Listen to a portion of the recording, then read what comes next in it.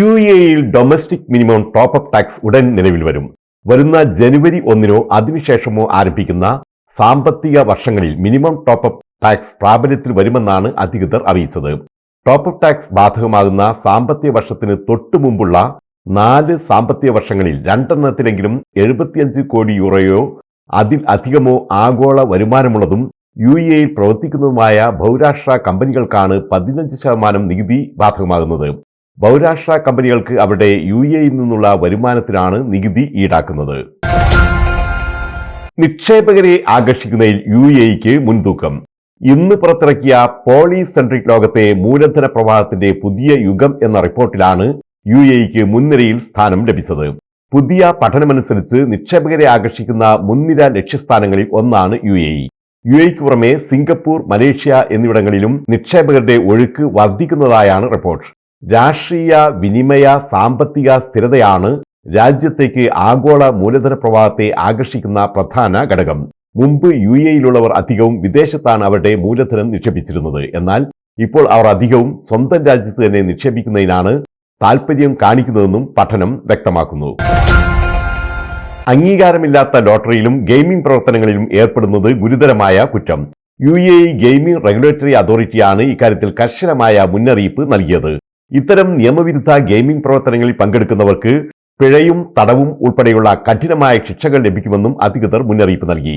UAE ലോട്ടറിയായി പ്രവർത്തിക്കുന്ന the game LLC മാത്രമാണ് രാജ്യത്തെ ഏക ലൈസൻസ് ഉള്ള ലോട്ടറി. ഇതിന്റെ ആദ്യ നറുക്കെടുപ്പിൽ 10 കോടി ദിർഹത്തിന്റെ ജാക്ക്പോട്ട് സമ്മാനമാണ് വാഗ്ദാനം നൽകുന്നത്. ഉദ്ഘാടന നറുക്കെടുപ്പ് ഈ മാസം 14-നാണ്. ഇതിനു പുറമെ അബുദാബി ഇന്റർനാഷണൽ എയർപോർട്ടിന്റെ ബിഗ് ടിക്കറ്റിനും ദുബായ് ഡ്യൂട്ടി ഫ്രീ നറുക്കെടുപ്പിനും രാജ്യത്ത് പ്രവർത്തനം തുടരാൻ അംഗീകാരമുണ്ട്. UAE-യിൽ നാളെയും മറ്റന്നാളും മഴയ്ക്ക് സാധ്യത. അർദ്ധരാത്രിയിലും പുലർച്ചെയും മൂടൽമഞ്ഞിനും സാധ്യത. പൊടിക്കാറ്റിനും സാധ്യതയുണ്ട്. അല്ലൈനിലും അബുദാബിയിലെ ഹമീം മേഖലകളിലും മഞ്ഞുവീഴ്ച ശക്തമാകുന്നതിനാൽ റെഡ് അലർട്ട് പ്രഖ്യാപിച്ചു.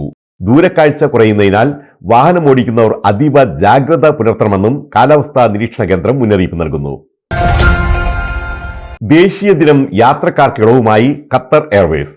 ഇക്കണോമി ക്ലാസ്സിൽ യാത്ര ചെയ്യുന്നവർക്ക് അടിസ്ഥാന വിലയുടെ 30%, ബിസിനസ് ക്ലാസ്സിൽ യാത്ര ചെയ്യുന്നവർക്ക് 20%മാണ് ഇളവ്. ഖത്തർ ദേശീയ ദിനമായ ഈ മാസം 18 വരെ ഓഫർ തുടരും. ഈ മാസം 26-നും 2025 മെയ് 31-നും ഇടയിൽ യാത്ര ചെയ്യുന്നവർക്കാണ് ടിക്കറ്റിൽ ഇളവ് ലഭിക്കുന്നത്. കുവൈത്തിൽ മലപ്പുറം സ്വദേശി ഹൃദയാഘാതം മൂലം അന്തരിച്ചു. പെരിന്തൽമണ്ണയ്ക്കടുത്ത് പനങ്ങാങ്ങര സ്വദേശി വടക്കേതി ഷൗക്കത്താണ് ജോലിസ്ഥലത്ത് വെച്ചുണ്ടായ ഹൃദയാഘാതത്തെ തുടർന്ന് മരിച്ചത്. 39 വയസ്സായിരുന്നു. കുവൈത്തിലെ ജഹ്റയിൽ അറബി വീട്ടിലെ ജോലിക്കാരനായിരുന്നു. വിദ്യാഭ്യാസ സ്ഥാപനമായ ബിസോൾ ഗ്ലോബലിന്റെ കോൺവക്കേഷൻ പ്രോഗ്രാം ദുബായിൽ നടന്നു. Doctor Isha Fera Quresh, MA Nishad, Nasar Beypore, KM Abbas, Muneer Alwafa, Pramod Mahajan എന്നിവർ മുഖ്യാതിഥികളായ പരിപാടിയിൽ Baiju Thomas, doctor Hashim Rafai, Suresh Krishna, doctor Lizzy Shajahan എന്നിവരും വിവിധ വിഷയങ്ങളെ സംബന്ധിച്ച് സംസാരിച്ചു.